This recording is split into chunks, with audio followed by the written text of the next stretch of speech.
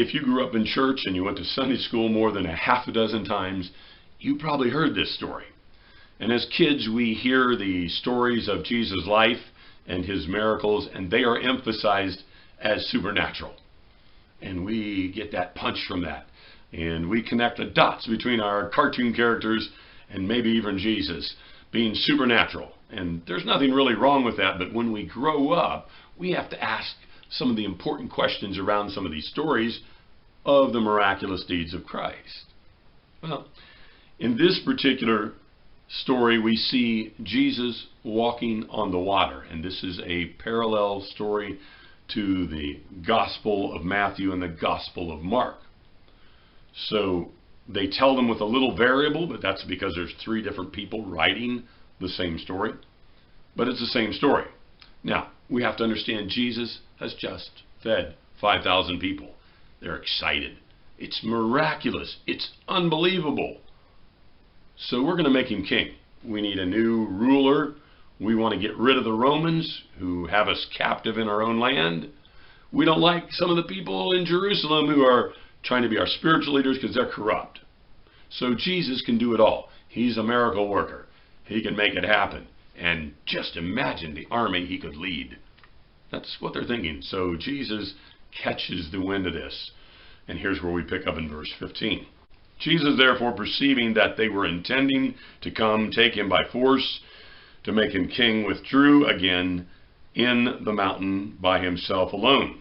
Now when evening had come, his disciples went down to the sea, and after getting into a boat, they started to cross the sea to Capernaum. And it had already become dark, and Jesus had not yet come to them.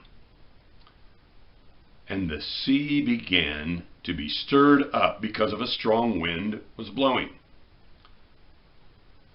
When therefore they had rowed about 3 or 4 miles, they had beheld Jesus walking on the sea, drawing near to the boat, and they were frightened.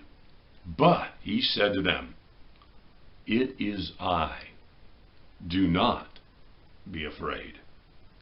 They were willing therefore to receive him into the boat, and immediately the boat was at the land to which they were going. A lot here to discuss. A lot of questions we can ask.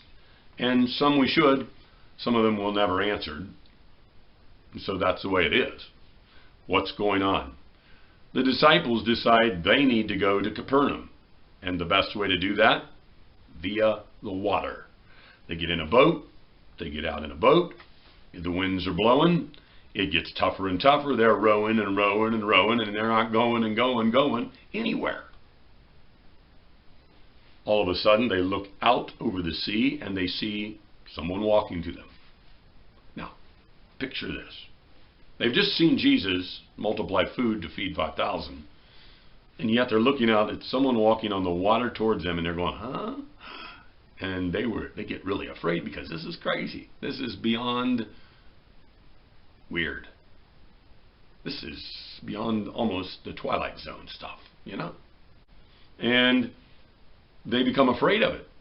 Now, just a few hours earlier, they saw Jesus multiply the fish and the bread and all that stuff and feed 5,000 people with a little bit of nothing. It was a kid's Happy Meal, basically. And now they're afraid because they see a person walking towards the boat on the water. And Jesus, because he knows they do not recognize him, speaks. And his words are powerful. He says, "It is I." And he didn't say, "Hello, I'm Jesus the Christ, the Son of the living God." He said, "It is I." And they knew what that meant.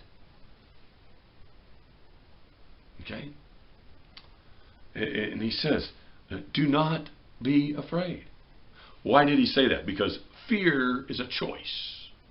When you're afraid, you choose to be afraid. You listen to the enemy's voice, you listen to someone else's words, you listen to propaganda, whatever it is, and you choose to accept that which causes fear in your life. And most of the time, almost all the time, our fear is based in a lie. It really is.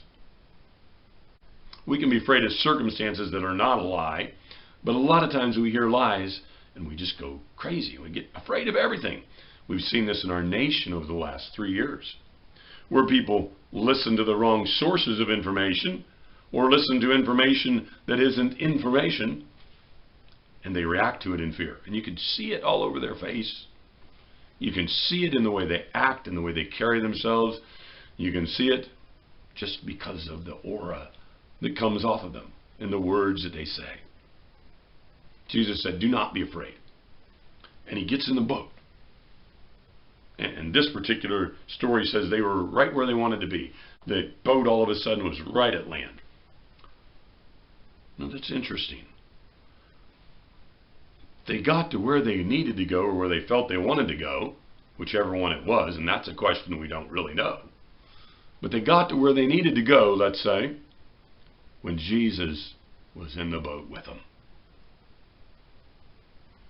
Now, if you, shall we say, deconstruct that, or if you reverse engineer that, the message is this: don't go anywhere without Jesus. And again, we as Christians know that through the Holy Spirit in our lives, we have Jesus in our hearts. Okay, got it? But we have to be willing to listen to that. We have to accept His presence and not be afraid. When we do that, and Jesus is in the boat with us, we're going to get to where we need to get to.